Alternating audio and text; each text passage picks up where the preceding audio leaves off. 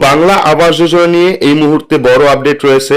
আপনারা যারা বাংলা আবাস যোজনা প্রকল্পের প্রথম কিস্তির টাকা পেয়েছেন, দ্বিতীয় কিস্তির টাকা কবে নাগাদ দেওয়া হবে তা কিন্তু জানিয়ে দিয়েছেন মুখ্যমন্ত্রী শুভেন্দু অধিকারী। তবে প্রত্যেকে কিন্তু দ্বিতীয় কিস্তির টাকা পাবেন না, তার জন্য আবারও ভেরিফিকেশন হবে এবং যারা নতুন ঘরের জন্য আবেদন করেছেন তাদেরও কিন্তু সার্ভে হবে, তারাও কিন্তু ঘর পাবেন। তো কি জানিয়েছেন মুখ্যমন্ত্রী শুভেন্দু অধিকারী, কবে আপনাদের অ্যাকাউন্টে বাংলার বাড়ি প্রকল্পের দ্বিতীয় কিস্তির টাকা ঢুকবে, সেটাই আজকের এই ভিডিওর মাধ্যমে আপনারা জানতে পারবেন।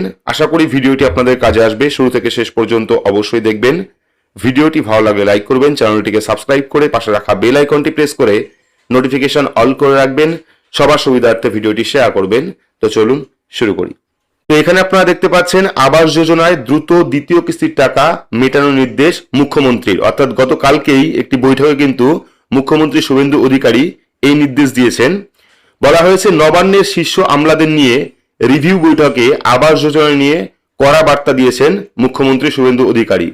বৃহস্পতিবার রাজ্যের মুখ্য সচিব ও সমস্ত দপ্তরের সচিবদের নিয়ে এক গুরুত্বপূর্ণ প্রশাসনিক বৈঠক করেন তিনি। এই বৈঠকেই বাংলার বাড়ি প্রকল্পের দ্বিতীয় কিস্তির টাকা ছাড়ার দ্রুত নির্দেশ দিয়েছেন মুখ্যমন্ত্রী শুভেন্দু অধিকারী। তবে অনুদান দেওয়ার ক্ষেত্রে যাতে সম্পূর্ণ স্বচ্ছতা বজায় থাকে সেই বিষয়ে কিন্তু হুঁশিয়ারি দেওয়া হয়েছে। প্রশাসন সূত্রে খবর, পূর্ববর্তী তৃণমূল সরকারের আমলে প্রায় 16 লক্ষ উপভোক্তা এই আবাস যোজনা প্রকল্পের প্রথম কিস্তির টাকা পেয়েছিলেন। এবার তাদেরই কিন্তু দ্বিতীয় কিস্তির টাকা দ্রুত মিটিয়ে দেওয়ার জন্য পঞ্চায়েত দপ্তরকে ইতিমধ্যেই নির্দেশ দিয়েছে নবান্ন। কিন্তু অতীতে বিভিন্ন সরকারি প্রকল্পের সুবিধা বন্টনে ভুরি অনিয়মের অভিযোগ সামনে এসছে। অযোগ্য ব্যক্তিদের নাম তালিকায় ঢুকে যাওয়ার মতো ঘটনাও ঘটেছে বারবার। সেই অভিজ্ঞতা থেকেই শিক্ষা নিয়ে এবার চরম সতর্কতা অবলম্বন করতে চাইছেন বর্তমান রাজ্য সরকার। আধিকারিকদের সতর্ক করে মুখ্যমন্ত্রী বলেন, কোনোভাবেই অযোগ্য ব্যক্তি যেন এই প্রকল্পের সুবিধা না পান তা নিশ্চিত করতে হবে। প্রকল্পের অর্থ যেন শুধুমাত্র প্রকৃত প্রাপকদের হাতেই পৌঁছায়। প্রশাসনিক মহলের মতে এই কড়া বার্তার মাধ্যমে নতুন সরকার বুঝিয়ে দিল যে উপভোক্তা বাছাইয়ের ক্ষেত্রে প্রশাসন এবার আরো সতর্কভাবে তালিকা যাচাই করবে। শুধু পুরনো উপভোক্তাদের বকেয়া টাকা মেটানোই নয়, নতুন করে যারা বাড়ির জন্য আবেদন করবেন তাদের জন্যও বড় পদক্ষেপ গ্রহণ করতে চলেছে রাজ্য সরকার। অর্থাৎ দ্বিতীয় কিস্তির টাকা দেওয়া হবে, তার সঙ্গে নতুন যারা বাড়ির জন্য আবেদন করবেন তাদের জন্য কিন্তু পদক্ষেপ নিচ্ছে রাজ্য সরকার। বলা হয়েছে, মুখ্যমন্ত্রী নির্দেশ দিয়েছেন প্রধানমন্ত্রী আবাস যোজনার আওতায় রাজ্যে দ্রুত নতুন করে সমীক্ষা শুরু হবে। তো আর কিন্তু বাংলা আবাস যোজনা থাকবে না, এটা কিন্তু প্রধানমন্ত্রী আবাস যোজনার আওতায় চলে যাবে। প্রধানমন্ত্রী আবাস যোজনার আওতায় এনে কিন্তু নতুন করে সমীক্ষা শুরু করা হবে।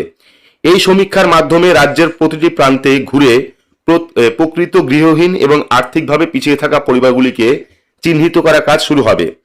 প্রশাসনের একাংশের মতে নতুন সমীক্ষার মূল উদ্দেশ্যই হলো গোটা প্রক্রিয়া স্বচ্ছতা ফেরানো। যাদের মাথার উপর সত্যিই পাকা ছাদ নেই তাদের দ্রুত সরকারি সাহায্যের আওতায় নিয়ে আসাই এখন নবান্নের প্রধান লক্ষ্য। এদিন বৈঠকে শুধুমাত্র আবাস যোজনাতেই সীমাবদ্ধ থাকেননি মুখ্যমন্ত্রী। সদ্য পেশ হওয়া রাজ্য বাজেটে ঘোষিত হওয়া প্রকল্প নিয়ে তিনি আরো কড়া নির্দেশ দিয়েছেন। বাজেটে যে সমস্ত জনকল্যাণমুখী প্রকল্পের কথা ঘোষণা করা হয়েছে সেগুলি যাতে নির্দিষ্ট সময়সীমার মধ্যে বাস্তবায়িত হয় সেদিকে কিন্তু বিশেষ নজর দিয়েছেন তিনি।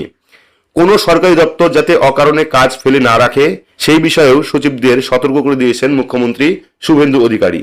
তিনি বলেন, বাজেটে যে সমস্ত প্রকল্পের ঘোষণা করা হয়েছে সেগুলি নির্দিষ্ট সময়ের মধ্যে বাস্তবায়িত করতে হবে।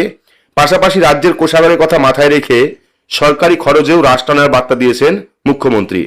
সব দপ্তরকে তিনি নির্দেশ দিয়েছেন, একান্ত প্রয়োজন ছাড়া কোনোভাবেই অযথা অর্থ ব্যয় করা যাবে না। যেখানে যেটুকু খরচ প্রয়োজন কেবল সেটুকু করতে হবে।